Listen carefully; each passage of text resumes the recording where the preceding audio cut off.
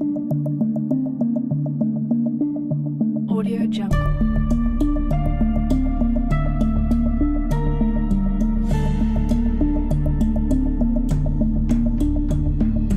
Audio Jungle. Hey, I've been looking at our hit from my ex-husband and his daughter. Can you do sometime next week? Yeah, I'm good for next week. Let's do Wednesday at 5 at the grocery store. Yeah, I can be there. I'll give you whatever you need. You want me to take care of the ex-husband too? Yeah. Yeah, I'll take drugs and money. Deal. See you then.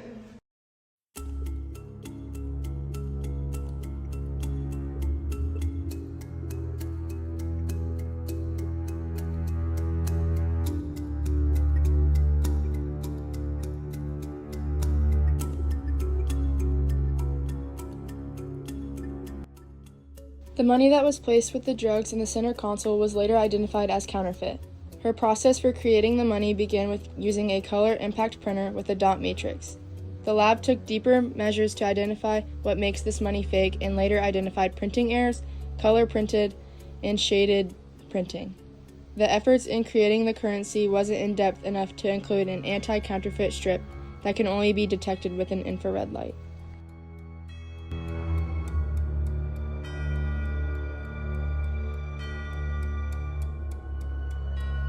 Hey, are you ready? Yeah, I'm ready. Okay, she's in the passenger seat. Okay, give me 5 minutes, it'll be done. Okay, bye. Bye.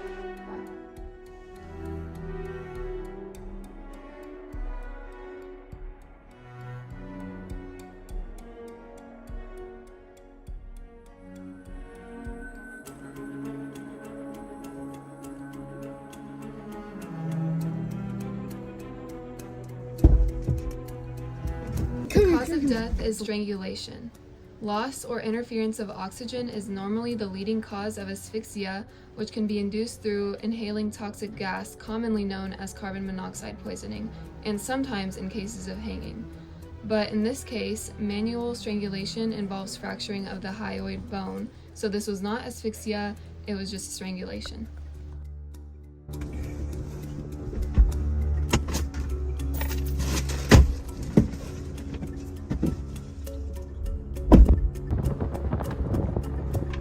Oh my god, she did it. Oh yeah, I just walked to the grocery store and my daughter's dead in the grocery store parking lot. Yeah, please send help her.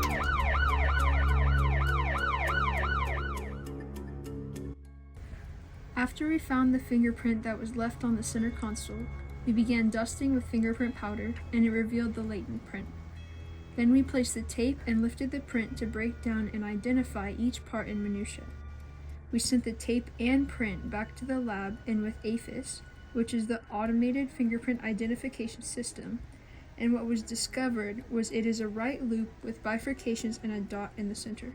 After the fingerprint is transported to a lab, they use the ACE-V process to identify and individualize a fingerprint. A represents analysis, when an examiner declares whether the print is of value or not. C represents comparison, comparing the general ridge patterns, locating ridge characteristics, and locating other permanent minutiae. E represents evaluation, the 3 possible outcomes of identifying a subject, exclusion of an individual, and inconclusive data. Lastly, V represents verification, an examiner who does the exact same process over again to reach their own conclusion. The drugs that were shown in the bag is crack cocaine. Cocaine is a white powder that acts as a stimulant for the human body. It is most commonly used through snorting and is meant to suppress hunger and fatigue. Stimulants are used to speed up the central nervous system and was even used by Sigmund Freud in the 1880s. The bag that Ava stole from the car's center console along with the money was laced with fentanyl. It only takes 2 milligrams of fentanyl to kill an average adult. 2 milligrams of fentanyl is equal to about 10 grains of salt. Fentanyl can be used by medical professionals when giving an epidural and is about 50 times stronger than heroin. Hello, I was the forensic pathologist of this case, and my job was to investigate the personnel/the crime scene, manage the autopsy, and investigate the causes and manners of death. It was quickly found that the manner of death was homicide based on the strangulation marks of the victim's neck. Manner of death includes natural causes, accidental, homicide, suicide, and undetermined.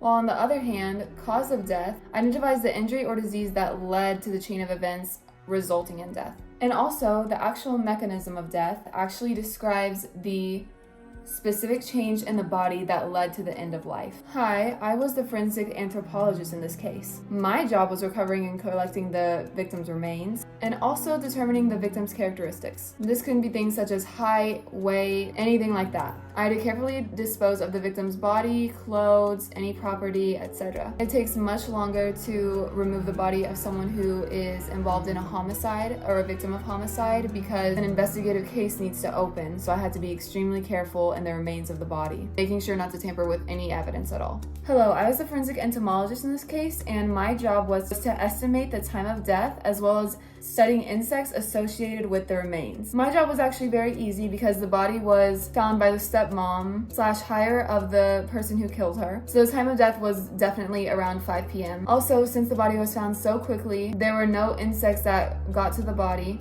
so really I didn't have much to do. When Ava, our hitman, went to the ATM to store the cash she had just gained, the ATM constantly errored and did not accept the cash. Ava knew something was wrong and immediately rushed home to check out the issue.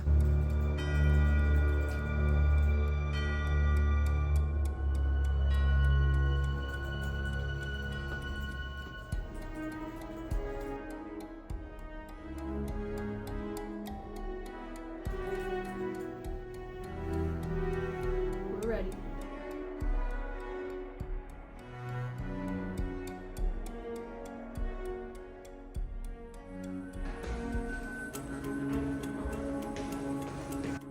Sharp force trauma results from injuries caused by any objects or implements with cutting edge or pointed ends.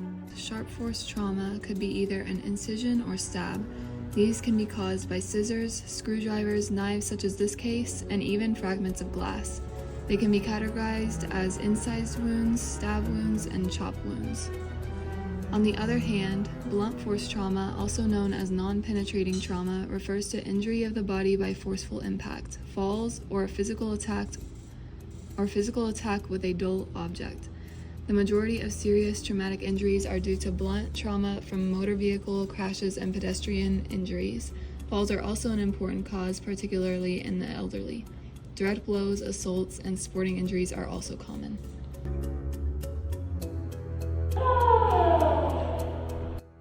The preservation of evidence during victim recovery is of utmost importance for suspicious deaths or homicides. The body should only be touched or moved in consultation with the police, forensic scientists, and the forensic pathologist.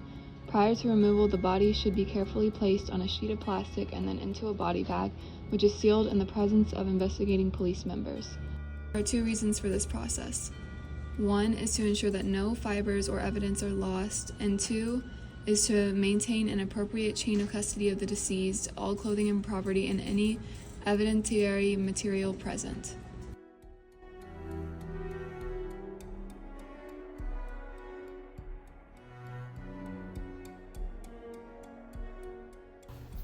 Put your hands behind your back. You're under arrest for murder. Our suspect Ava was caught on video camera of the crime that she committed. While the police were still waiting for the fingerprint to be processed and identified, Ava went and committed this crime openly with no mask and her face fully showing on camera in a rage, so she was able to be caught very easily. The police were later able to identify that she was in fact the killer in the first crime and were able to trace the call between Ava and the wife to see that the wife had initially ordered Ava as a hitman. It was discovered in questioning that this was actually Ava's first attempt at being a hitman, which is why her job was done very messily and she had not known the proper procedures on how to murder. Thankfully, Ava was put away in prison and now she cannot cause any harm to the community.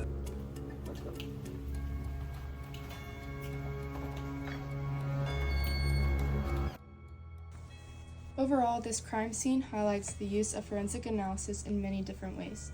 The use of drug analysis, fingerprint detection, and cause of death are all shown and explained throughout this documentary. After the autopsy of Reese, the forensic pathologist found that she had cocaine present within her body and was killed by strangulation. If Aubrey were alive, she would receive a 15-year sentence for conspiracy to murder and intentional homicide. She also would have received a sentence for embezzlement of money. Ava received a murder for hire sentence and 2 accounts of first-degree murder.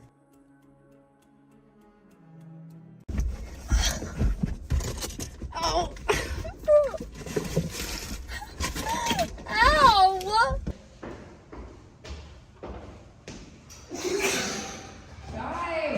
That can't be the killer! I'll take drugs and money. I'll take drugs and money. Really just got into it. Yeah, I know, I could tell! I'm Ava, and you're watching Disney Channel.